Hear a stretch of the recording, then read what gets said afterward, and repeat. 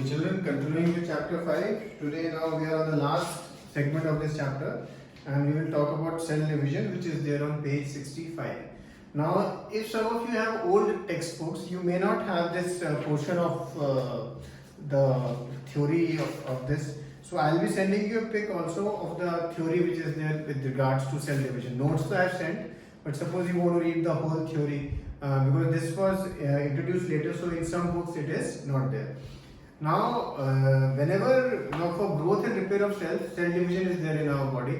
Of course, you must when it is uncontrolled, then it is known as cancer.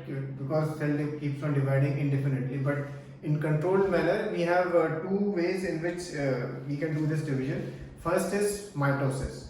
Now, in mitosis, if you see the figure over here, of course, I will be sending you a pic also. Basically, we get two daughter cells, two identical daughter cells, and which have the same number of chromosomes. The second process is, of course, meiosis. When we do meiosis, we basically get four daughter cells in the end. They divide by a different process called meiosis, which involves two consecutive divisions. When a cell divides by meiosis, it produces four new cells instead of just two. When the cells divide by the process of meiosis, then it also helps in the formation of gametes. Okay. So now another question which the other day we had done on page now the questions of the exercise on some books they will be on page 67, and on some books they will be on page 66 as well as page 67. So first question I had discussed the other day, make a comparison and write down ways in which plant cells are different from animal cells. The second question, how is prokaryotic cell different from eukaryotic cell? Again, this question by chance has already been done by all of you when we had written the differences of prokaryotic and eukaryotic, so you don't have to do it. Question number 3, what would happen if the plasma membrane ruptures or breaks down? So, as you know, plasma membrane is also known as a selectively permeable membrane, and if that membrane is not there, so just think what will happen and accordingly write the answer. I mean, anybody can then enter and leave, so just read about this and answer this question. Question number 4, what would happen to the life of a cell if there was no Golgi apparatus? Now, whenever this type of question comes now about any of the cell organelles, okay, so basically you just have to identify its function, main function or one or two functions, and then you have to say if that organ is not working or is not there, then these functions will not be performed. Of course, Golgi apparatus is involved in the formation of lysosomes, which is of course a very important part of the cell. So, if what would happen to the life of the cell, then if the Golgi apparatus was not there, lysosomes will not be produced, and then of course another repercussions will be there. So accordingly you can write. Okay.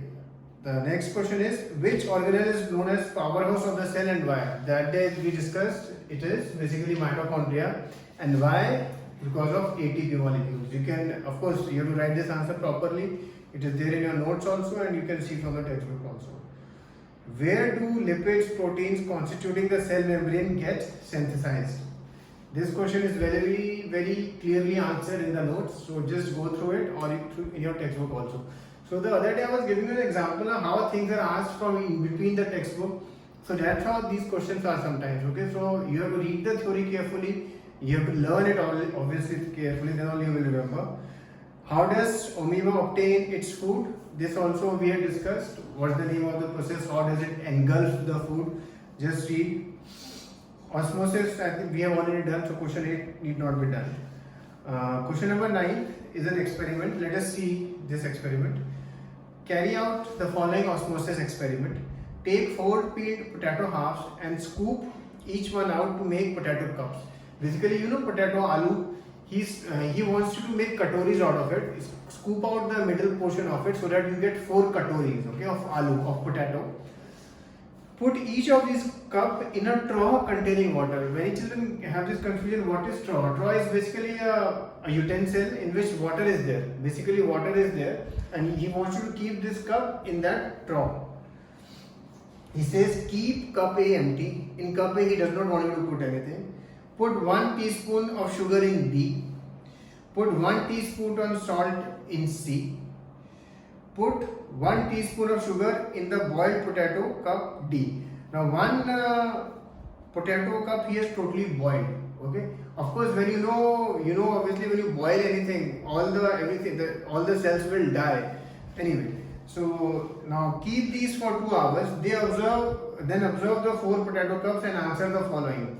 The first question is, explain why water gathers in the hollowed out portion of B and C. In B and C, in B there was 1 teaspoon of sugar, and in C there was 1 teaspoon of salt in the potato cup, and it was kept in the water trough. So why did the water gather inside? Obviously osmosis happened, and why did water go inside? That what type of solution was it? Hypertonic, hypotonic? So you just see that and then you have to write that. Second question is, why is potato A necessary for this experiment? Now in potato A nothing was kept, so we are using that cup just as a control experiment, just for keeping it. It has no practical purpose apart from just showing that if you do not do anything, nothing will happen. Explain why water does not gather in the hollowed out portions of A and D. In A, of course, it does not gather because there is nothing to compare, and in D, why it is not gathering? Because we have boiled it, and once you boil it, then all the cells will die of the potato. Okay. Now, in old books, the questions are there till question number 9 only. But in the new books, there is one more question. If you have the new book, so there will be one more question. Question number 10. Which type of cell division is required for growth and repair of the body, and which type is involved in the formation of gametes? So if you just read this theory, you will just realize one, of course the two which we discussed are mitosis and meiosis, and one will be for growth and repair and one will be for gametes. Okay, so you will have to answer this question also. Okay, so I will be sending you the just the question pick of exercise also of page 67 in case you don't have the new book. Okay, cheers.